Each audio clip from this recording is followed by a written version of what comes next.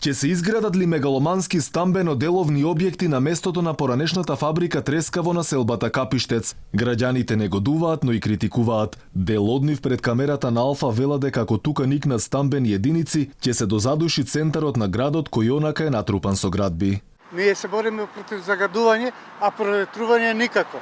Тоа треба стручни урбанистите, тоа треба да го решат.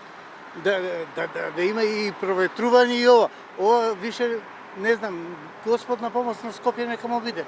Кој не праша нас па. Иначе паркови нормално дека зеленило подобре.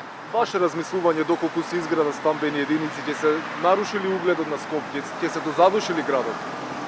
Бога ми така е задушен, но уште повеќе ќе се задуши.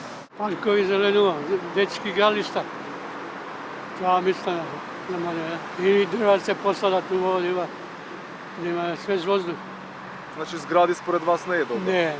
Паралелно на интернет се одвиваат онлайн анкети кои треба да ја регистрираат волјата на граѓаните, но и да се чуе нивниот глас. Едната ја спроведува Институтот за комуникацијски студии, а другата е граѓанска иницијатива за распишување архитектонско-урбанистички конкурс за оваа локација. Во меѓувреме Алфа го праша првиот човек на центар дали на локацијата на поранешната фабрика треска ќе се градат згради, а тој рече дека според стариот ДУП била предвидена изградба на стамбени деловен комплекс. Таму по стариот план има предвидено стамбен деловен простор во одреден процент, но знаете дека тој план, како и доста други, се под ревидирање, односно со одлуката за неизвршување додека не се согласат со генералниот урбанистички план.